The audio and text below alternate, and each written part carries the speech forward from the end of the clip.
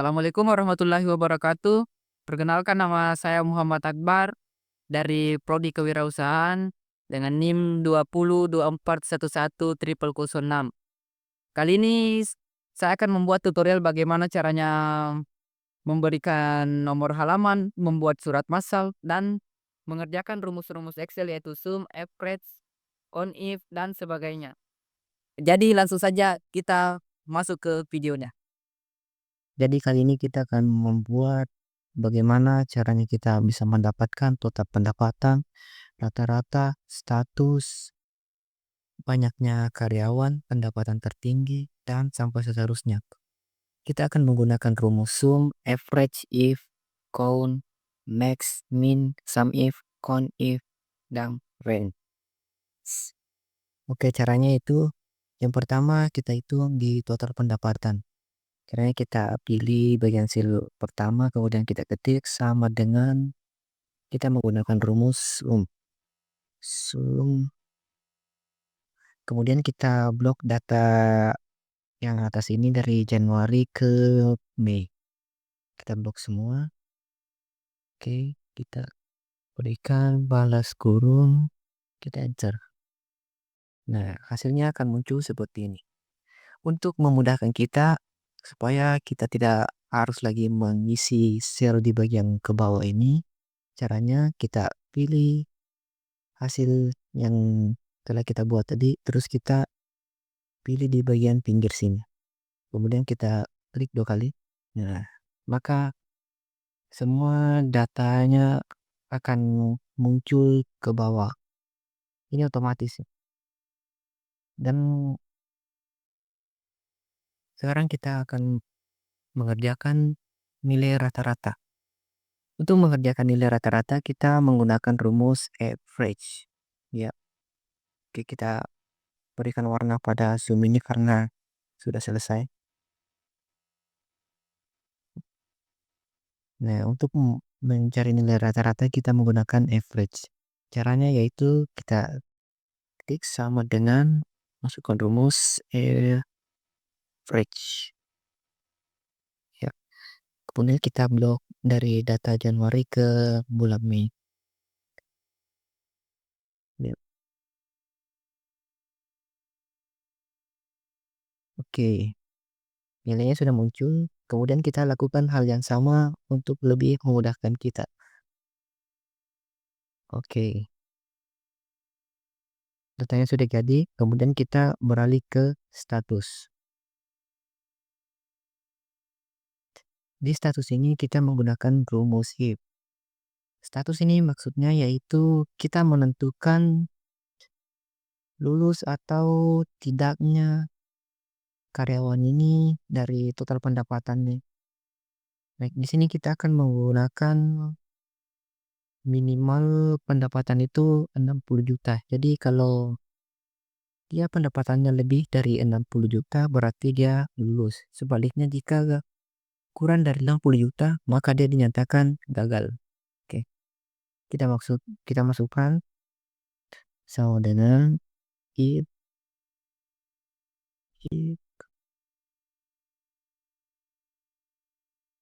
kita pilih di sel pertama total pendapatan. Oke. Lebih besar 60 juta. Oke, kita kasih titik koma, tanda kutip, lulus. Oke, koma, kita kasih tanda kutip lagi, gagal.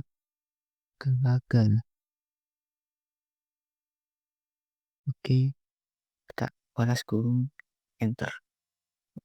Nah, karena nilainya ini lebih dari 60 juta maka dia dinyatakan lulus. Nah, untuk selanjutnya kita akan lakukan hal yang sama untuk lebih mempermudah. Kita klik 2 kali ya. Datanya akan muncul secara otomatis ke bawah. Nah, sekarang kita cek yang gagal ini dia tidak sampai 60 juta. Dia datanya 54 juta. Kemudian yang kedua dia cuma 47 juta. Oke. Kemudian kita kerjakan di rank. Nah, rank ini kita ambil.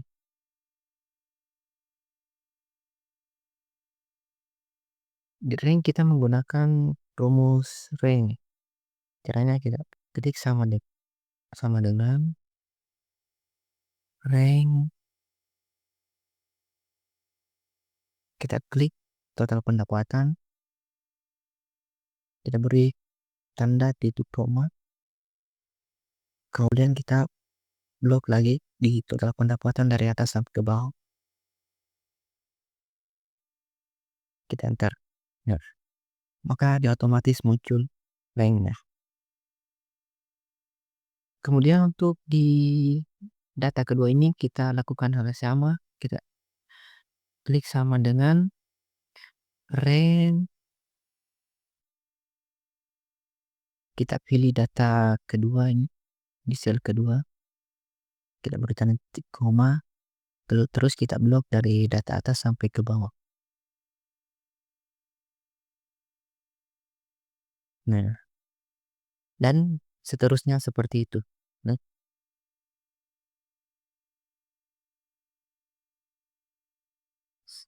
kemudian kita beralih ke banyaknya karyawan. Nah, untuk menentukan banyaknya karyawan ini kita menggunakan rumus count. Caranya seperti apa? Kita buat caranya kita ketik sama dengan masukkan rumus count. Kemudian kita blok di bagian data ini total pendapatan ke bawah. Kita enter. Nah, jadi total banyaknya karyawan yaitu 9. Untuk di kita beralih ke pendapatan tertinggi. Pendapatan tertinggi ini kita menggunakan rumus max. Caranya kita ketik sama dengan max. Kita blok dari di total pendapatan dari atas ke bawah.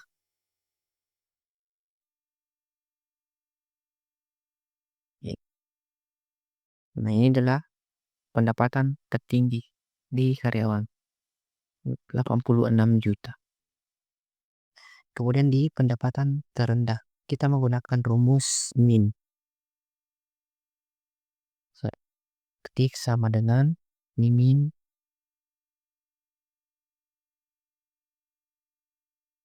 Kita blok data total pendapatan, kita enter. Oke, ini adalah pendapatan terendahnya. Kemudian jumlah omset karyawan dan jumlah omset karyawati.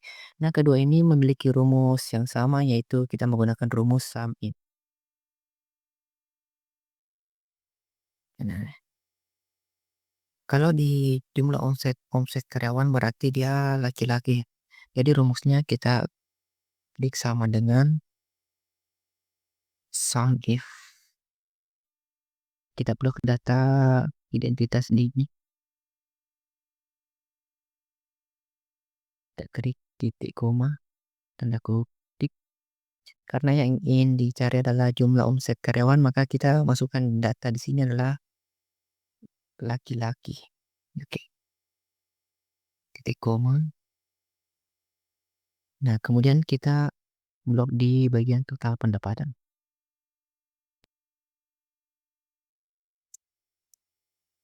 Kita enter. Nah, ini adalah jumlah omset dari karyawan. Kemudian untuk di karyawati caranya sama saja, cuman kita menggunakan huruf P karena di sini yang ingin dicari adalah karyawati, karyawan perempuan.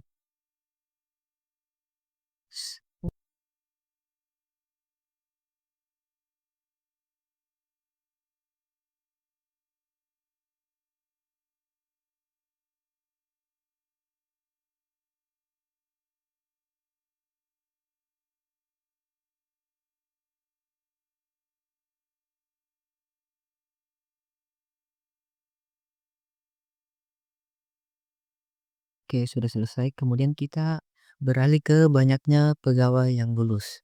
Nah, untuk menghitung banyaknya pegawai yang lulus, kita menggunakan rumus count if.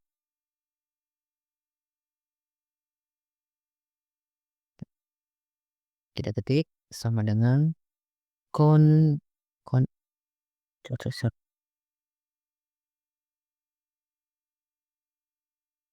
on if kita blok di data status ini, kita beri titik koma, tanda kutip, lulus. Karena yang ingin kita cari adalah berapa jumlah pegawai yang lulus.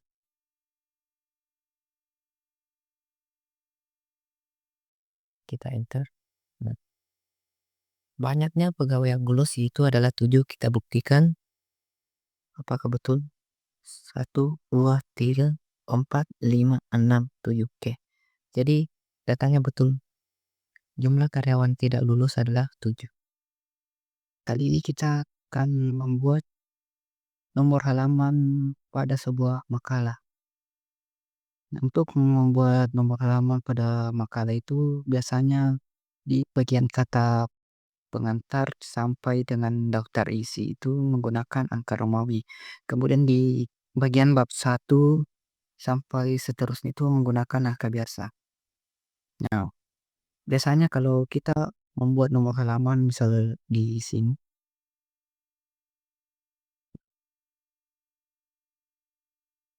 kita play button page number.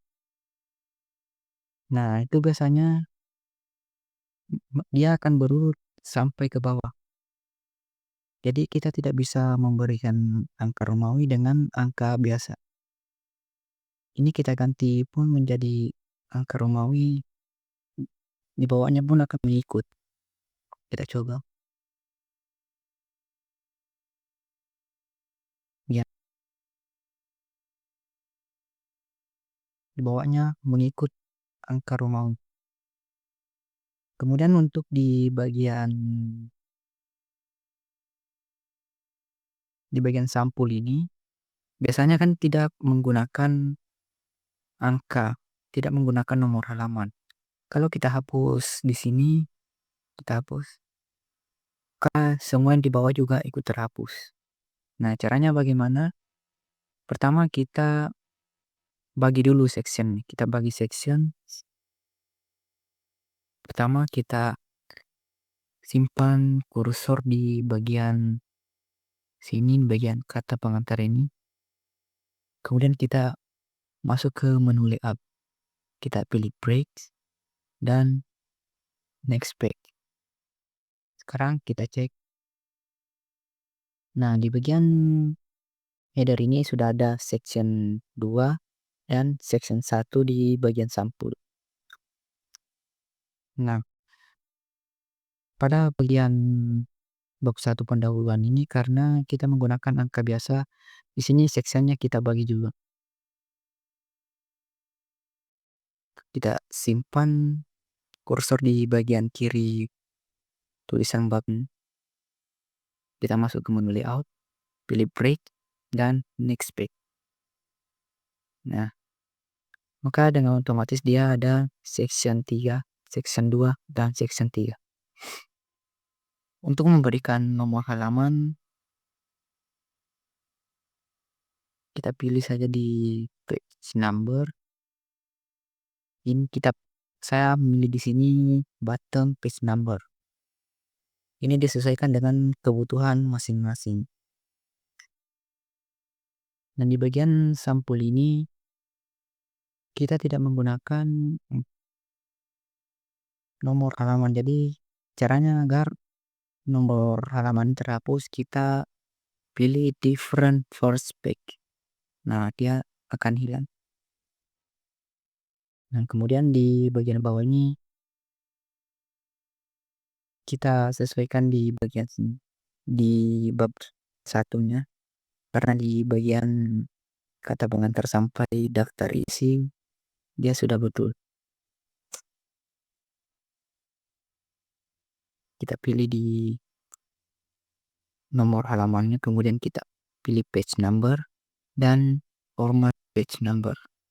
Kita pilih angka biasa 1, 2, 3. Oke.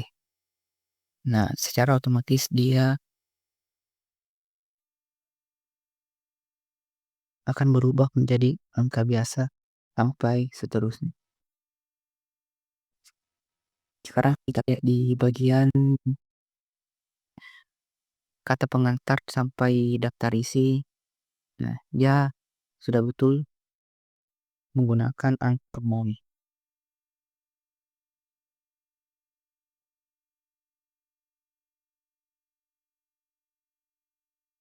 Dan selanjutnya kita akan belajar membuat surat massal.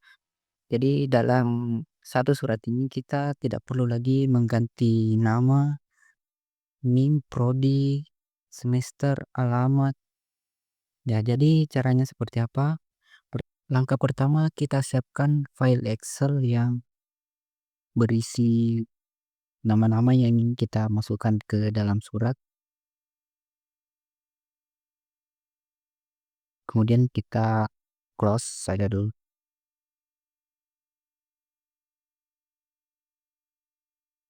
Caranya seperti apa? Pertama kita masuk di menu My Link. Kemudian kita pilih select recipients. Kemudian pilih use an existing list. Kita cari file Excel yang sudah kita buat tadi. Nah, ini langsung saja kita pilih, klik OK. Nah, di sini kan namanya sudah hilang. Kemudian untuk melihat kita pilih preview result. Nah, maka semua nama yang kita masukkan di file Excel tadi itu muncul di sini. Untuk mengganti namanya kita pilih saja pada bagian ini. Yap.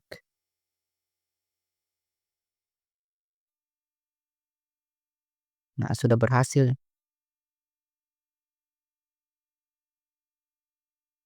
Ini sudah berhasil. Jadi begitulah cara membuat surat massal yang